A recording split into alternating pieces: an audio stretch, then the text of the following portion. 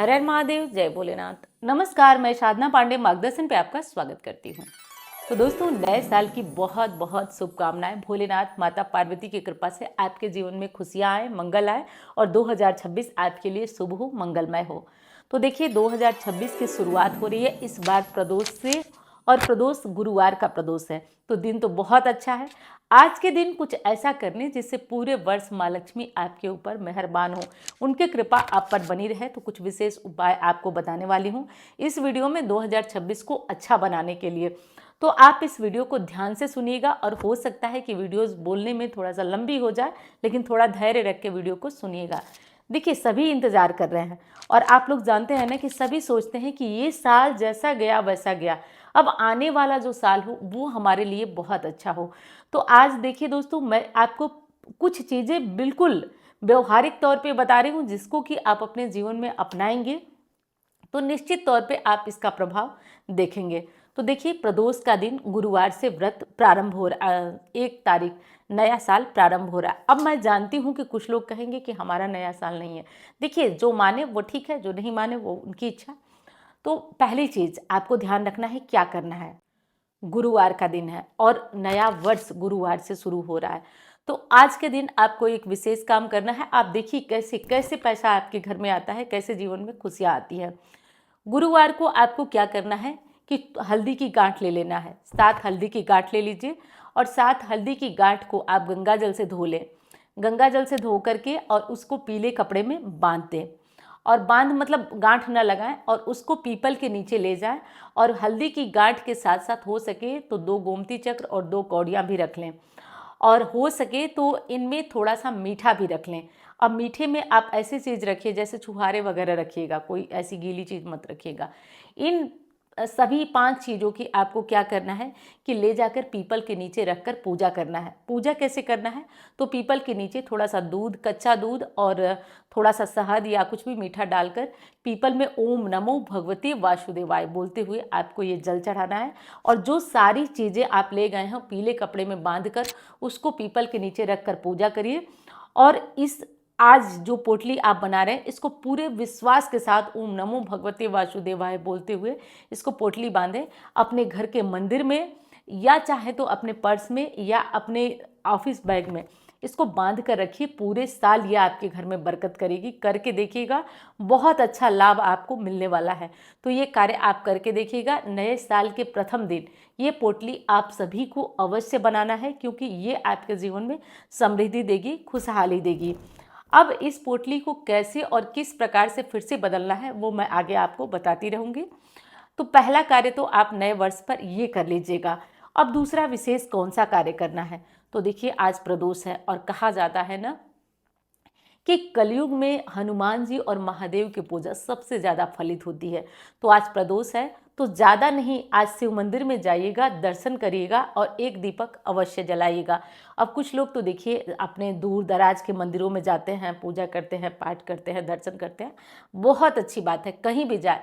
लेकिन मेरा मानना है ना कि जो आपका पास का मंदिर है, जहाँ आप रोज जाते हैं, सर्वप्रथम वहाँ जाइए और देखिए, ये करके देखिए ना, इसका प्रभाव देखिए आप।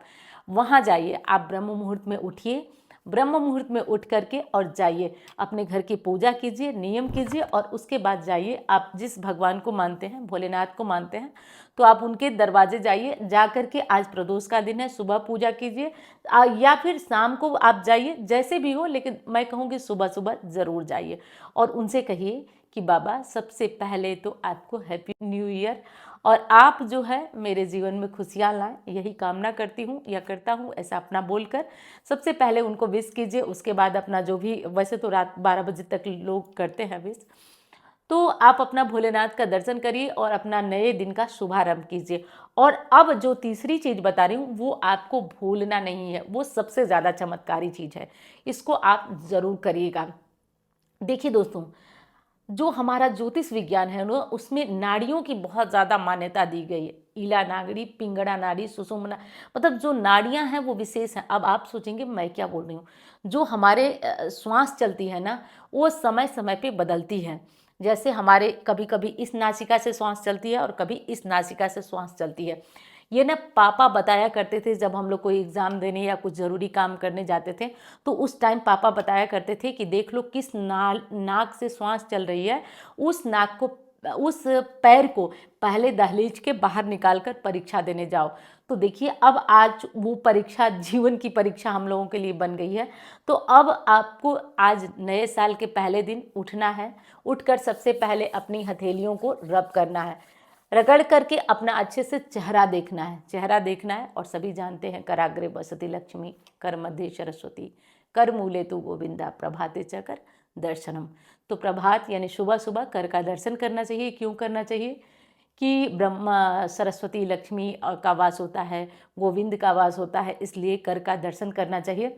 तो हाथों का दर्शन कर लीजिए। उसके बाद हाथों का दर्शन करने के बाद एक बहुत ज़रूरी चीज़ है, देखिए सुबह सुबह जैसे आप उठते हैं ना, मेरी बात को आप नोट कर लीजिएगा और कमेंट में बताइएगा, वैसे ही जो भी पूरे दिन की नेगेटिविटी रहती है या काम का प्रेशर रहता है, जैसे आँख खुलती है ना, हमारे दिमाग में एक प्रेशर आता, अच्छा उठ गई, अब तो बहुत टेंशन है, आज ये काम करना है, ये भी निपटाना है, यहाँ जाना है, सुबह सुबह ही नींद खुल गई, यहाँ जाना है, ये करना है, आज ये भी करना है, ये सब प्रेशर। या फिर दूसरा प्रेशर होता है कि कोई कुछ बोला है तो कैसे बोल दिया, कैसे कह दिया, यही ये सब जो निगेटिव विचार होते हैं ना, वो हमारे मन की खुराफात होते हैं।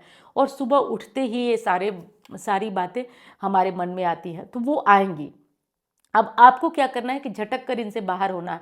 आप सोच लीजिए कि जो भी होगा देखूंगा, मतलब इन चीज़ों को अपने ऊपर हावी नहीं होना है। उठना है और जिस किसी देवी देवता को मानते हैं हाथ रगड़ कर उनका दर्शन करना है। उसके बाद अब आप क्या करिए कि आप देखिए कि किस नासिका से आपकी श्वास चल रही है। ऐसे करेंगे तो आपको फील हो जाएगा, कभी इस नासिका से चलेगी, कभी इस नासिका से। जिस नासिका से आपकी श्वास चल रही है उसी पैर को आपको पहले धरती पर रखना है, और धरती पर रखने से पहले आपको धरती माँ को प्रणाम करना है। उसके बाद आप चाहें तो इस कार्य को आप पूरे साल कर सकते हैं, क्योंकि ये सफलता दिलाने में छोटी, सोचिए ये छोटा सा उपाय।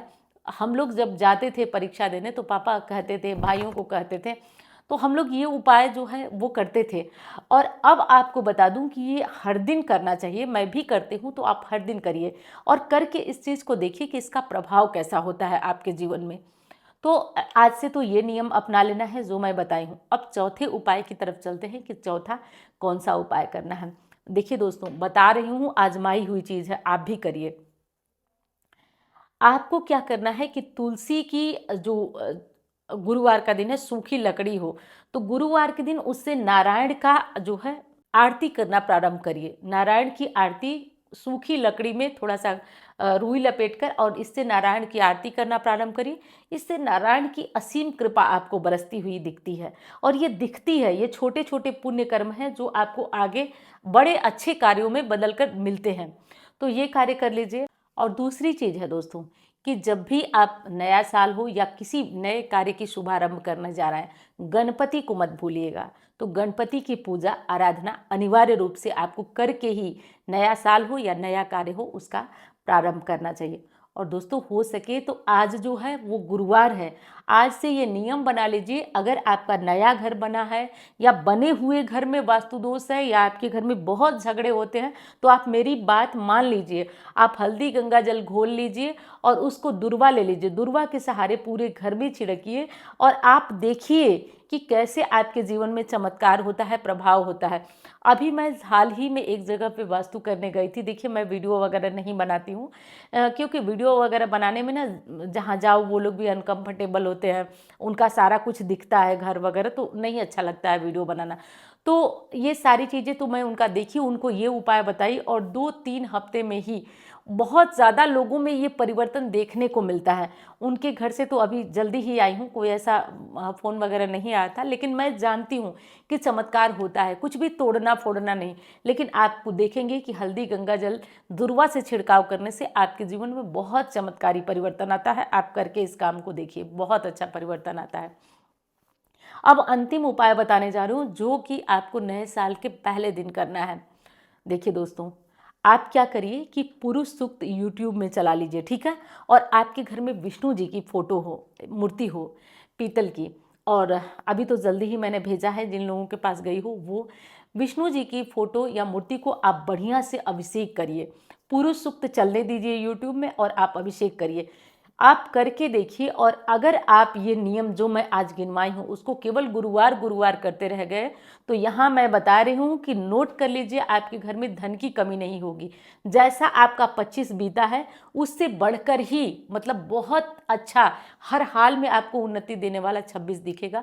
तो आप जिस किसी स्थिति में हैं, जिस किसी परिस्थिति में है, जो कोई समस्या है, आप इस उपाय को करके देखिए, आपके जीवन में जरूर परिवर्तन होगा।